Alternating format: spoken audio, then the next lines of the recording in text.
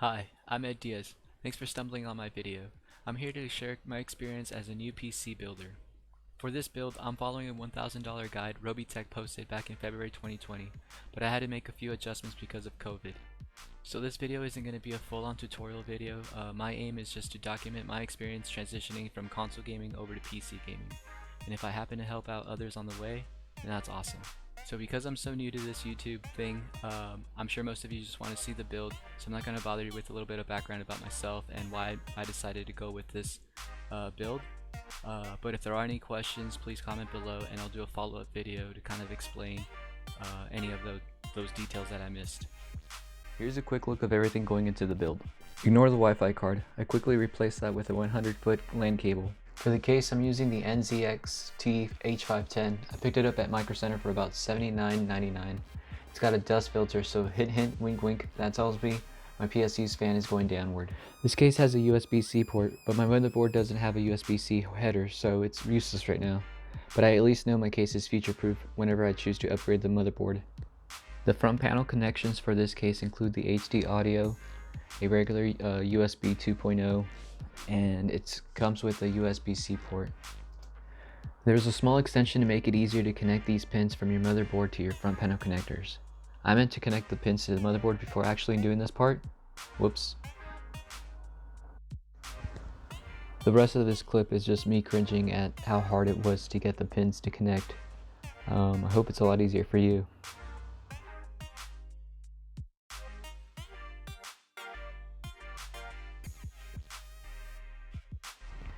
My power supply is Corsair's RM750X.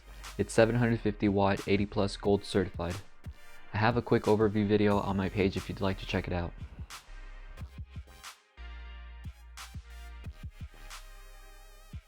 I wanted to use the regular Ryzen 5 3600 in this build, but I couldn't find one in stock, so I went with the slightly beefed up 3600X.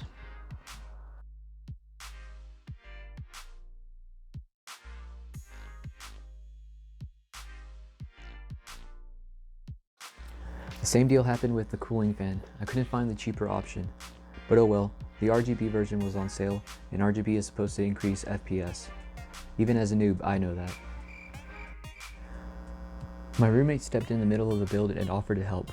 My graphics card wasn't arriving until the next day, but he insisted we could at least boot without the graphics card, see post. This didn't work, and as a noob, I really freaked out.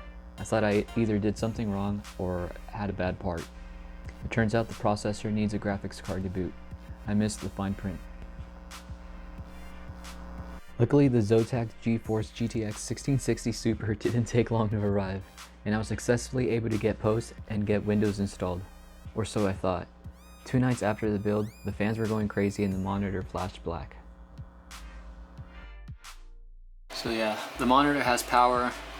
I got power here coming to the keyboard, mouse pad, and mouse obviously, and then so here's what I'm going to do. Hold that down.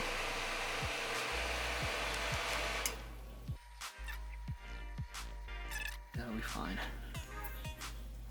And I'm going to go over here and flip the switch. Now there's no power there, see? Alright, unplug it. We'll give it some time. Gonna wait maybe like 30 seconds or so.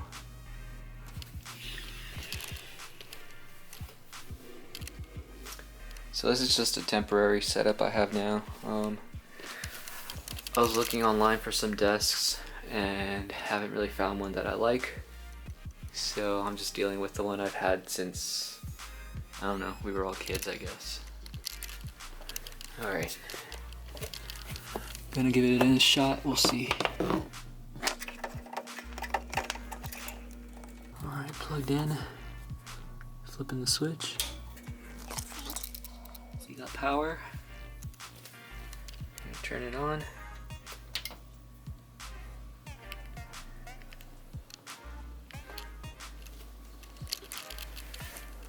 Alright.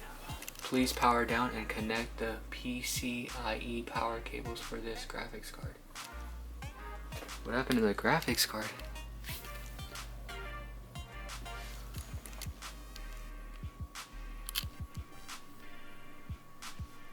Uh-oh. That's new to me. My guess is my power cables weren't connected to the graphics card properly, or I fudged up installing the drivers. I'll admit, I did rush through updating drivers. So I updated the BIOS, did a clean wipe and reinstall of Windows, and took my time running updates and setting up drivers. I haven't had any issues since. The setup you're about to see was temporary. It was very uncomfortable. I had to deal with it for like 3 weeks because desks were out of stock.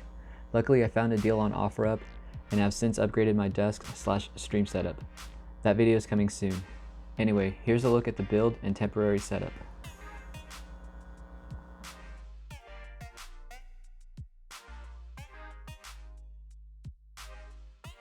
So clearly a lot has changed since I finished that setup.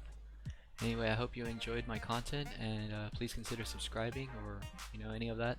I do have a Twitch account. It has the same name, EdTheZombie004. Still figuring out that setup, but I have been doing a little bit of Dead Space streaming here and there. Thanks.